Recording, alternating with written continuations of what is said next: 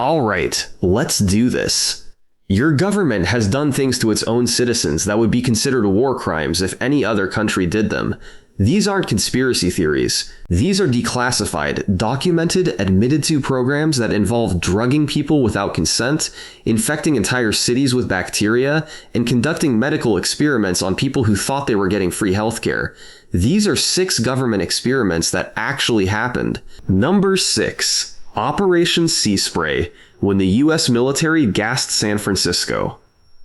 In September 1950, the United States Navy wanted to test how vulnerable American cities were to a biological weapons attack.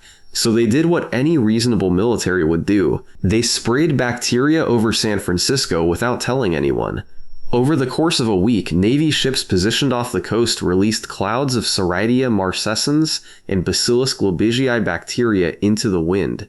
The bacteria drifted across the entire San Francisco Bay Area. Based on monitoring equipment placed at 43 locations around the city, the military determined that nearly all of the city's 800,000 residents had inhaled at least 5,000 bacterial particles each. That's within the range of infectivity for anthrax. Shortly after the test, 11 people were admitted to Stanford Hospital with severe urinary tract infections caused by Serratia marcescens.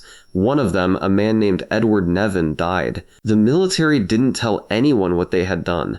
The experiment was classified for decades. When it was finally declassified, the government argued that the bacteria was supposed to be harmless. The family of Edward Nevin sued the government. They lost. The court ruled the government had sovereign immunity. The same government that sprayed its own city with bacteria was legally immune from the consequences.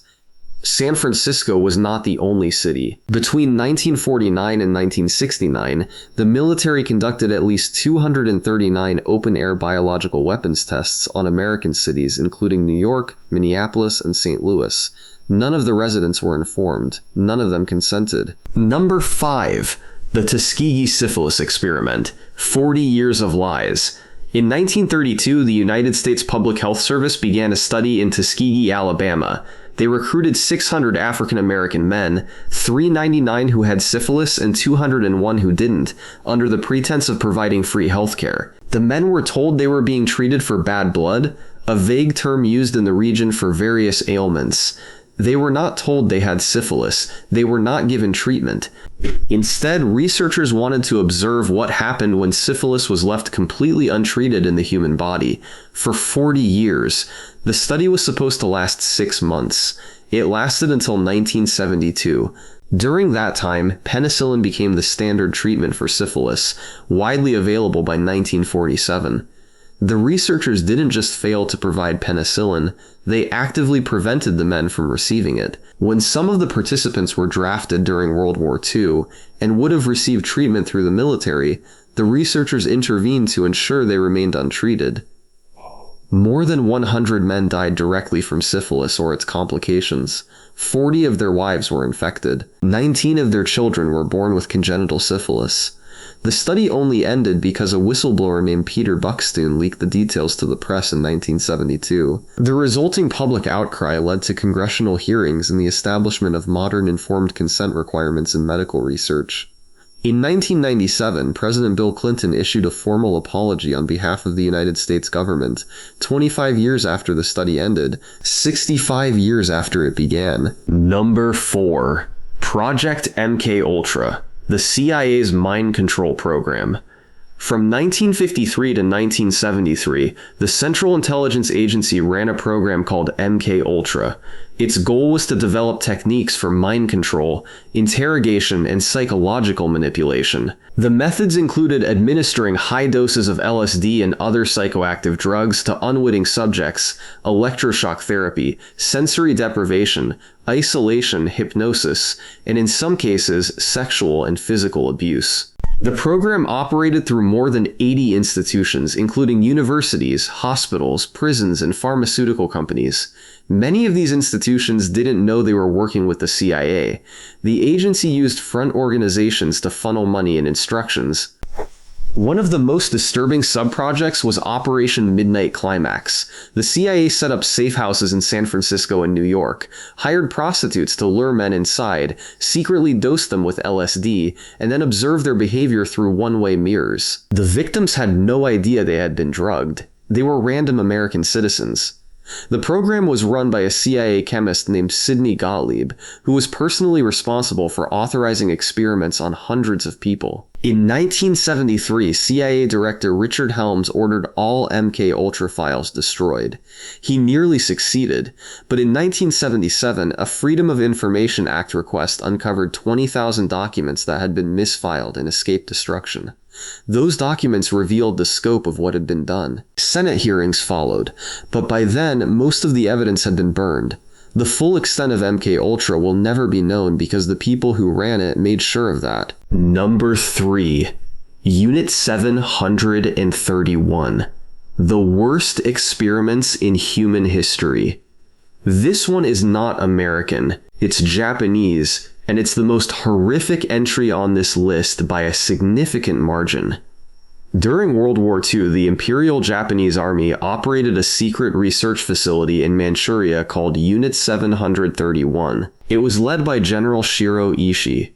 The facility conducted biological and chemical weapons research using live human subjects, referred to internally as logs. The experiments included infecting prisoners with plague, cholera, and anthrax to study the progression of the diseases, performing vivisection, meaning surgery on living people without anesthesia, to observe how diseases affected internal organs in real time, amputating limbs to study blood loss, exposing prisoners to extreme cold to study frostbite, testing flamethrowers and explosive weapons on live subjects. The victims were primarily Chinese civilians, but also included Russians, Koreans, and others, including children and pregnant women. An estimated 3,000 to 10,000 people were killed inside the facility. No one survived. But the true death toll from Unit 731 extends far beyond the facility. The biological weapons developed there, including plague-infected fleas dropped on Chinese cities, killed an estimated 200,000 to 300,000 people. When the war ended, General Ishii and his researchers were not prosecuted. Instead, the United States government granted them immunity in exchange for their research data. The researchers who conducted some of the most horrific experiments in human history walked free because the American government wanted their notes. Many of them went on to hold prominent positions in Japanese pharmaceutical companies, universities, and government. Unit 731 was one of the worst atrocities of the 20th century, and the people responsible were never punished. Number 2. Operation Northwoods. The government's plan to attack its own people. In 1962, the United States Department of Defense drafted a plan called Operation Northwoods. The proposal, signed by the chairman of the Joint Chiefs of Staff, General Lyman Lemnitzer, outlined a series of false flag operations designed to justify a U.S. military invasion of Cuba. The proposed operations included staging terrorist bombings in American cities, including Miami and Washington, D.C., sinking boats full of Cuban refugees and blaming it on Cuba, hijacking American commercial aircraft, attacking the U.S. naval base at Guantanamo Bay and blaming it on Cuban forces, fabricating evidence of Cuban aggression to present to the United Nations. The document explicitly stated that American casualties were acceptable and would help build public support for war. This was not a fringe proposal from a rogue officer. This was the official recommendation of the highest-ranking military officials in the United States, presented to the Secretary of Defense Robert McNamara and sent to President John F. Kennedy for approval. Kennedy rejected it, and shortly after, he removed General Lemnitzer from his position as chairman of the Joint Chiefs. The document was classified for 35 years. It was finally declassified in 1997 by the Assassination Records Review Board. You can read the entire memo online. It is a real document written by real generals proposing real attacks on American citizens to manufacture a reason for war. Number 1. The radioactive humans. When the government used citizens as nuclear guinea pigs, between the 1940s and the 1970s, the United States government conducted hundreds of radiation experiments on American citizens, most of whom had no idea they were being tested on. In one experiment at the University of Rochester, Patients who were admitted for various medical conditions were injected with plutonium without their knowledge or consent. The goal was to study how the human body absorbed radioactive materials. The subjects were not told what was being injected into them. In another set of experiments, researchers at Vanderbilt University gave 829 pregnant women radioactive iron in what they were told were vitamin drinks. The purpose was to study how radiation passed from mother to fetus. At least 3 of the babies died from cancer. At the Fernald State School in Massachusetts, scientists fed radioactive oatmeal to mentally disabled children. The children's parents were told the kids were joining a science club.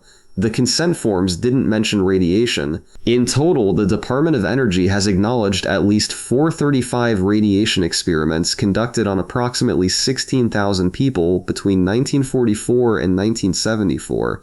Many subjects were chosen from vulnerable populations: prisoners, hospital patients, pregnant women, children, and people with mental disabilities. People who couldn't say no or didn't know they should. In 1994, President Clinton created the Advisory Committee on Human Radiation Experiments to investigate. The committee confirmed the scope of the program and recommended compensation for victims. Some families received settlements, most received nothing. The experiments were real, the victims were real, and the government's defense in case after case was that the research was necessary for national security. The same justification has been used for every experiment on this list, and that should terrify you more than any individual experiment ever could. Those are 6 government experiments that actually happened. Not alleged, not rumored, documented, declassified, and in many cases officially apologized for. From spraying bacteria on San Francisco to injecting plutonium into hospital patients, the pattern is always the same. The experiment is secret. The subjects don't consent, and when it's finally exposed, the government says it was necessary. If you found this video disturbing, good. That means you're paying attention. Hit subscribe because we cover the stories that the textbooks leave out. Drop a comment and tell us which experiment you'd never heard of before. See you in the next one.